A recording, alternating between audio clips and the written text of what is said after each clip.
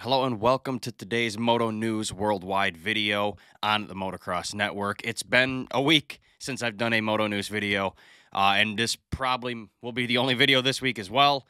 News has been pretty slow lately. There hasn't been really many stories, but that's kind of expected as it's the break in Lucas Oil Pro Motocross, and MXGP hasn't really brought us a lot of news lately either. So, yeah, it's been pretty slow lately, but hopefully we pick back up soon here.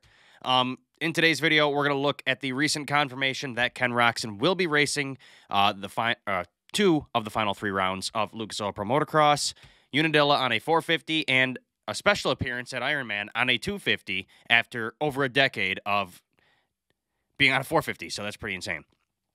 Then after that, we have Garrett Marchbanks signing with Pro Circuit Kawasaki, and we're going to take a look at him on the new ride. After that, we have an MXGP story. The Belgian, Jago Geerts, he was supposed to make his return to racing at Lommel this weekend. Unfortunately, it didn't go the way he wanted. We'll get into that as well. Now, before we get into this video, issue number 10 of the Motocross Network magazine is up for pre-order right now. There's a lot of stuff I'm going to be doing in this. The last one we did, issue number 9, was the biggest one we've done so far, but this one's going to be bigger. We're trying to expand this magazine. We've got a couple new writers being added in this edition. We're going to add a new couple sections in it as well. Can't really get too descriptive. I don't want to spoil it for you, but yeah, it's up for pre-order right now, or you can become a MagPass subscriber to get all the remaining 2024 issues when they're released. If you don't want to do that, we have some leftovers. We have issue number 8 from this year left. The rest from this year are sold out, but we do have some issues from last year on sale. We got this one, I don't remember what issue this was.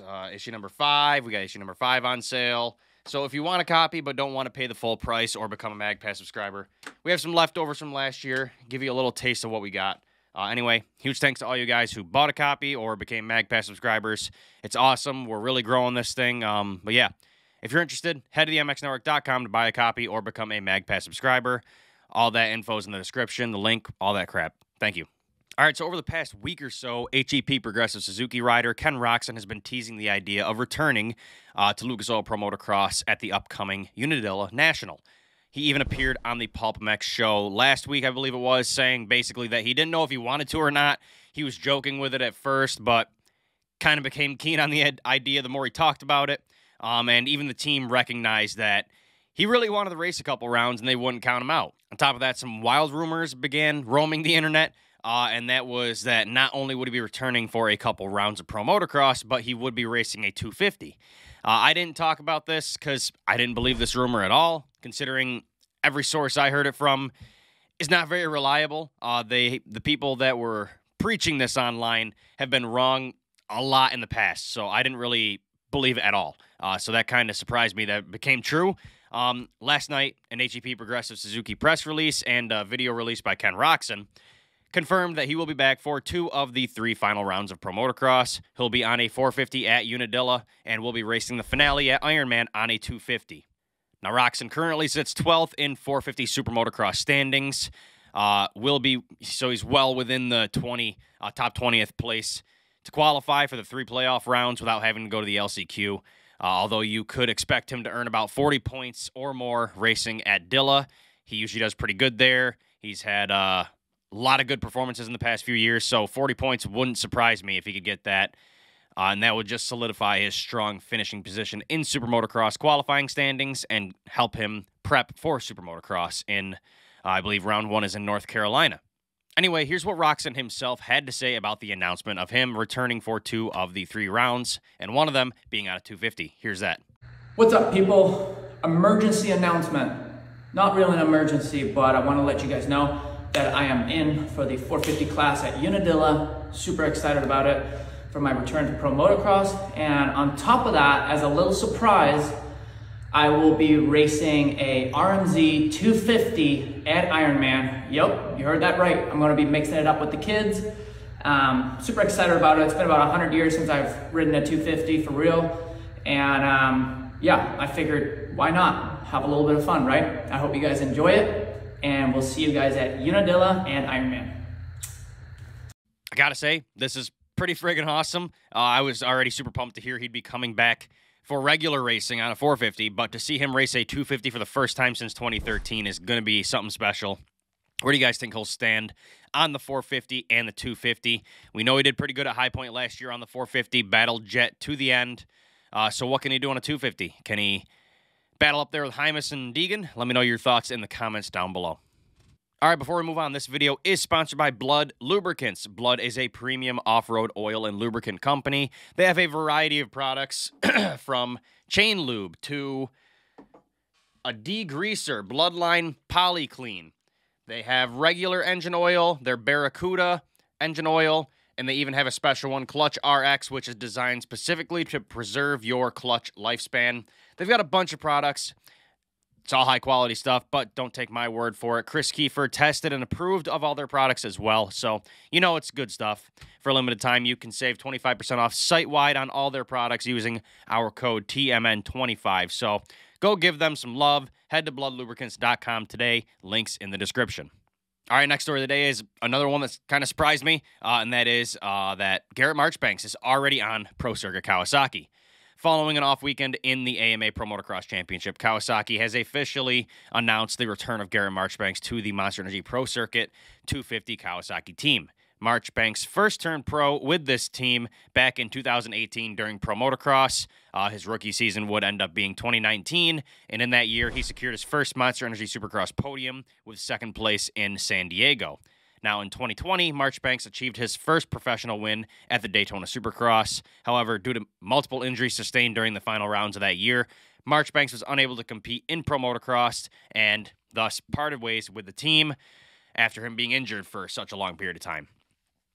In late 2020, he joined the muck-off Pulp MX FXR Yamaha team and immediately made an impact by earning a podium finish in his debut race on the new bike in Orlando Supercross 2. On top of that, once he got to the team, Marchbanks showed his resilience by bouncing back between the 250 in Supercross and 450 in Pro Motocross, showing that he can do good on both. In 2024, he kicked off the season with 2 podium finishes at the second and third round in California, nearly winning the San Francisco main event before settling for second behind Nate Thrasher. Unfortunately, he suffered a thumb injury at Nashville Supercross, which sidelined him until Pro Motocross. However, he re-injured the same thumb during a pileup on the media day before round 1 at Fox Raceway. Marchbanks then made his return to racing at Southwick, but ran out of gas with 2 turns to go in the first moto, finishing 13th overall on the day. He then finished 7th overall at Redbud and 21st at Spring Creek after dealing with some more problems. Ahead of the 8th round of the season at Washougal, Pulp MX announced that Marchbanks and the team had mutually agreed to part ways effective immediately. So, yeah, Garrett is now set to make his early debut on the Pro Circuit Kawasaki at the upcoming Unadilla National in a couple weeks. The separation with Club kind of surprised me, to be honest. I mean, we all knew that he was supposed to be going to Pro Circuit next year. That was the rumor, and it was from reliable sources. But it kind of surprised me that him and the team just separated like that, and he's immediately on the Pro Circuit bike and ready to race for Dilla. I'm pumped to see it. I don't know really what to say about this. He did pretty good, minus getting hurt all the time when he was on the team originally. So hopefully he can stay off the ground and make some progress. He's already out in California testing and prepping for Dilla. Here's the first clips of Marchbanks on his new ride.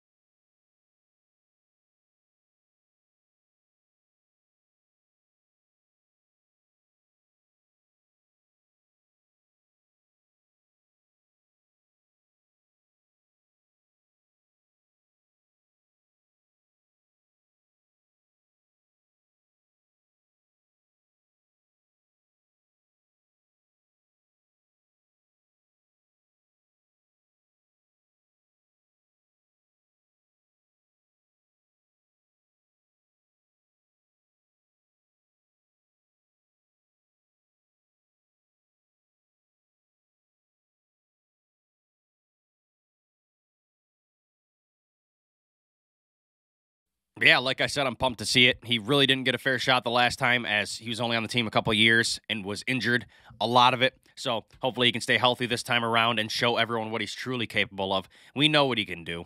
What are your guys' thoughts on this move, this early move? Let me know your thoughts in the comments down below. All right, before we move on, this video is sponsored by Sweet Life CBD. Now, we're all moto people here, and with that comes never-ending aches and pains. We crash a lot in this sport, get hurt a lot, so instead of popping prescription pills or medications, CBD can be a great natural solution. Introducing Sweet Life. Sweet Life grows all their hemp here in the USA, and all their products are THC-free, so you won't get popped on a drug test. All their products are third-party tested for purity, so you know it's all high-quality stuff. They also used to sponsor Rocky Mountain KTM and Blake Baggett before that team closed its doors, so they have a history in our sport. If you want to get rid of those aches and pains in a more natural way, head to GetSweetLife.com and use our code TMN to save 20% off site-wide. Links in the description. All right, final story of the day and the MXGP one for the day. The Belgian Monster Energy Yamaha factory racing MXGP rider Jago Geerts has been out with injury since round 1 of the series back in Argentina at Patagonia. After a lengthy recovery process dealing with a broken collarbone and fractured elbow, he announced he would make a return to racing at his home race in Lommel Belgium this past weekend. Now, he did, but it didn't go exactly how he wanted it to. Before we get into his race and the problems, let's look at what he had to say before the race in MXGP Paddock Talk. Here's that. Now we have another paddock talk here at the MXGP of Flanders in Lommel, and I need to speak to a rider that we haven't seen in like forever. It's Monster Energy Yamaha factory MXGP rider Jago Geerts. Jago, we last saw you in Argentina. Sorry to bring it up, but for those that don't know, just refresh our memories on what happened in Argentina and also the injury that you carried. Yeah, I crashed in the qualifying heat, and I broke my right collarbone and my left elbow, so yeah, the elbow was quite a difficult injury, and it took a while to come back from it, but now it's healed and ready to race again. So in terms of fitness, whereabouts are you at? How much bike time you had? How much training have you had? You know, what can we expect for this weekend? Yeah, at the moment I have no expectations for this weekend, so we will see how it goes, but I had about like a month of really good training on the bike, and yeah, I worked like a long time physically, but for sure it's not the same than riding on the bike, so yeah, we will see where we end up this weekend. Well, you've chosen to make your comeback at your home GP here in Lommel, arguably one of the toughest tracks on the MXGP calendar, but also a track where you've won for the past 3 years in MX2. Coming back from injury in the MXGP category, it's a totally different ball game. Yeah, for sure. But the track suits me well, and I did many laps here in the past, so it's good to come back here. I know the track really well, so it's nice to come back on this track in front of the home fans. And now it's a bit different, no pressure, no expectations, so I just can do my thing and like get better like during the weekend. Yeah. It's funny, coming to do this paddock talk, it seems really busy around you. Like, I know it's your home GP, but no one's seen you all year, really. Everyone wants to play catch-up. Do you feel that? Do you feel like everyone's around you, everyone wants a piece of you, and it's just a lot to manage, or are you just taking it in your stride? Yeah, it's true, but I try to take it easy and don't get stressed, so just want to have a weekend where I'm not stressed and relax the whole weekend and just do my thing on the track, and that's the most important. Exactly that. And is it nice to be back in the paddock and see familiar faces and catch up with people? Do you like being part of it again? Yeah, for sure. It's really nice to be back. After 4 months without racing, it's really nice to be here again and finally be behind the gate again tomorrow. Well, look, great to have you back and enjoy your home GP, Jago. Thank you. So yeah, he was excited to be there. He showed up on Saturday, raced the qualifying race, and it just did not go the way he wanted it to. He ended up 19th place. Definitely not the Jago Geerts we remember, especially at his home race. Past 3 years, he won at this venue, his home venue, so we were expecting more out of him. I mean, we knew he was injured and had little time on the 450 machine prep-wise, but we were at least expecting around top 10, 13th, 12th. You know, that makes more sense to me. Unfortunately, he didn't have that. He had a rough qualification race. After that race, Jago announced on race day that he made the tough decision to sit out the MXGP of Flanders. Jago said in a social post, quote, "After yesterday's qualifying race, I have taken some time to analyze what I have to work on for my comeback in MXGP. My injuries are completely healed, but physically I'm not ready yet to compete at the highest level. The time to adjust to my Yamaha factory bike was also too short. That is the reason why I've decided not to start in the MXGP of Flanders in Lommel today. It is a decision I had to take with pain in my heart, but is for my own safety. It is the best decision at this moment for my further career. Thanks to everyone for all your positive reactions when I announce my comeback. You will have to miss me today, but I will make it up with you later with performances on the track. It really did suck to see him sit out his home race and what was supposed to be his comeback race. There were a lot of Geerts fans there. My photographer was there, and he told me, because he's from Belgium as well, they were pumped to see Geerts back, and it was unfortunate to see him sit out the race day.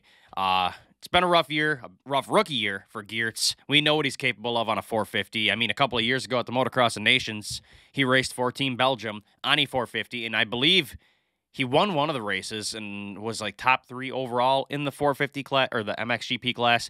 I can't remember exactly, but he was up there, and that was just his first time on the 450. So we know he has the speed.